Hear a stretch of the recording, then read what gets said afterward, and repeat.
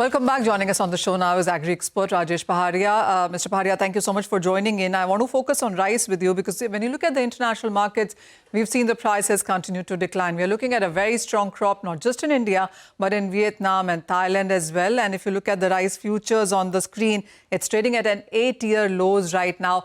I will come to the US tariff concerns later on. But with the way the international rice prices continue to decline, would you say it's becoming a problem now for the rice exporters? Good afternoon, Manisha ji. It is going to be a problematic as the supply and demand has been a great mismatch at the moment because of the overproduction in our Asian countries. The places like Thailand and Vietnam has been swapping their positions of being the largest exporter. Number 2 has become number 3 and number 3 has become number 2. So there has been an interchange, and parallelly India also is going to give an additional 5 million ton of paddy production, which will be again a chaotic situation. The demand from the West African market is not rising, and that is going to be a catch again. In case if the demand is not being stable, what we are going to do with this rice for at least 1.5 years, it will be a very, very problematic. Manisha ji.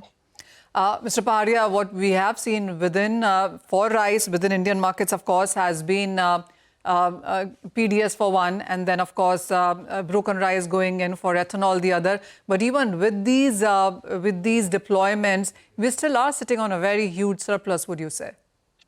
See, overall, what the buffer norms, which has been redefined by the Food Corporation of India very recently, even though we are almost 216% higher than what the buffer norms are.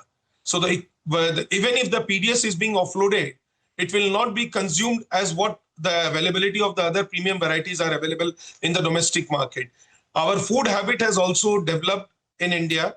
The people who were consuming the FCI quality of rice, now they have shifted to a better grade like Basmati, Dubar, Tibar, and even the semi-premium Basmatis like Sona Masuri and Samba and others.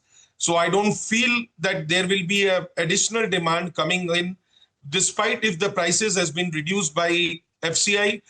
A lot of offtake methods has been taken up by FCI, wherein they have been allocating to ethanol at 22.50. I'm surprised in last 2 tenders, there has been a nil participation by the ethanol takers, and even at 22.50, 100% broken. Apart from that, only a part of the cargo was sold in Delhi and in Assam through the tendering process, because still they feel the prices which has been offered are very high. Really.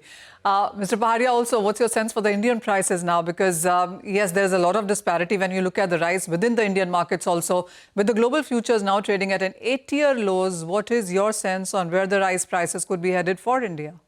When we all go with the sentiments, like in case if it is a bearish moment at the moment, everyone in the African market who were talking about 385, they've started talking about 360. Now they have been asking at 340 levels, because we have to compete with Thailand, Vietnam, Myanmar.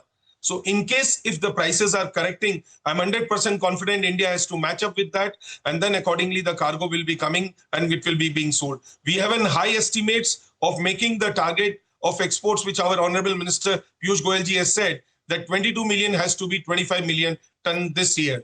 So we need the support of the government to subsidize, to increase some subsidies for the exporters. Then only we'll be able to achieve that number.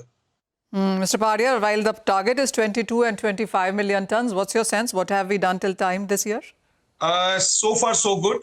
If the things get supported in the similar fashion, we have almost completed around 4 million ton. So the next season is on. So the pace will be taking up accordingly. But parallelly, we have threat and competitors like Pakistan, Vietnam and Thailand, who are also going to offer the similar quantities. So in case if they come into the picture and the government of India supports, definitely 22 million ton, it will be easily achieved.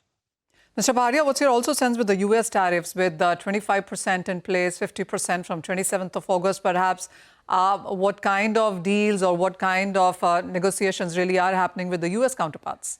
Manisha ji, last time also when we have spoken on this subject, as I told you, that around 650,000 ton is being exported to US market, combining both Basmati and semi-premium Basmati, non-Basmati rice.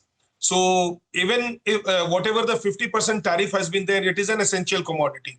Like they have, US has been kind enough to give the grant to gold imports. So definitely our ministers and our the entire diplomatic battery is working on that rice or the food commodities should be exempted at least. So certainly we have to just wait and watch because this 25 plus 25%, we become out of the market at the moment. All right, Manisha. Okay. Okay, all right, Manisha. Thanks very much for that and taking us through that conversation.